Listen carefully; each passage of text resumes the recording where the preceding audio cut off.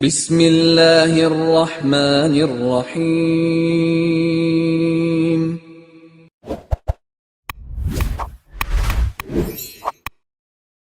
السلام علیکم ورحمۃ اللہ وبرکاتہ۔ الحمد للہ وکفی عبادہ الذین اصطفی، اما بعد۔ حاضرین و ناظرین، یہ درس حدیث نمبر 496 ہے۔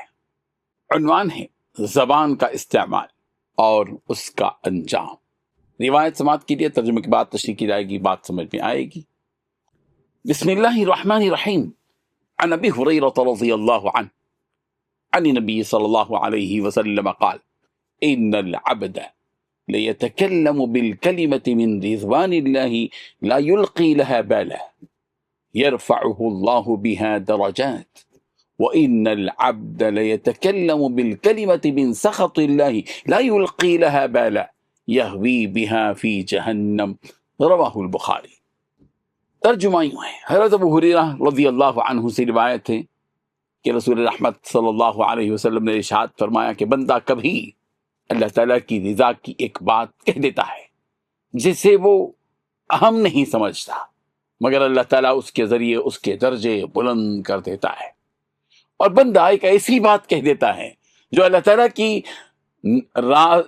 رضامندی کا باعث ہوتی ہے، اللہ تبارک و تعالیٰ کی ناراضگی کا باعث ہوتی ہے، وہ اسے معمولی سمجھتا ہے مگر اسی کی وجہ سے جہنم میں گر جاتا ہے۔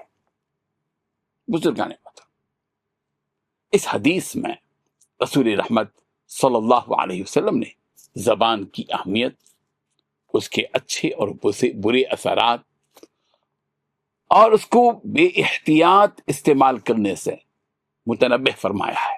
انسان اکثر اپنی گفتگو کو معمولی سمجھ کر بول دیتا ہے، لیکن حقیقت میں وہی الفاظ جو اس کی زبان سے نکلتے ہیں اس کی کامیابی کا بھی ذریعہ بن جاتے ہیں اور کبھی کبھی ناکامی کا سبب بھی بن سکتے ہیں۔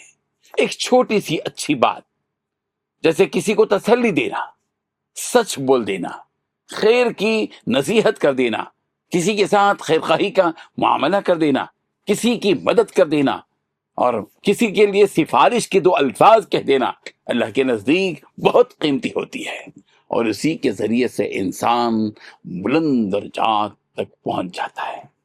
اسی طرح ایک معمولی سمجھی جانے والی بری بات جیسے کہ جھوٹ، غیبت، طنز، دل دکھانے والی گفتگو اللہ کی ناراضگی کا سبب بن سکتی ہے اور انسان کو بڑی سزا تک پہنچا دیتی ہے۔ یہ حدیث ہمیں خبردار کرتی ہے کہ ہم اپنی زبان کو معمولی نہ سمجھیں بلکہ ہر بات سوچ سمجھ کر کریں، ہر بات کا حساب دینا ہے۔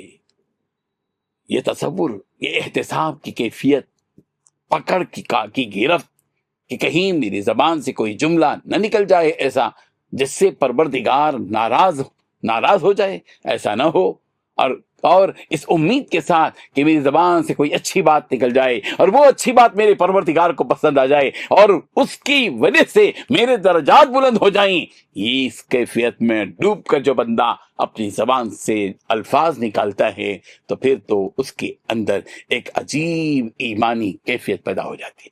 اللہ اسی لیے اس بات کو ذہن میں رکھتے ہوئے ہمیشہ پہلے تولیں پھر بولیں۔ اسی میں ایک مسلمان کی نجات بھی ہے اور عافیت بھی ہے۔ لوگ بول کر تولتے ہیں، لیکن ایک مومن و مسلمان کی شان یہ ہونی چاہیے کہ وہ پہلے تولے اور پھر بولے۔ مسلمان کی شان یہ ہونی چاہیے پہلے سوچے پھر بولے۔ بول کر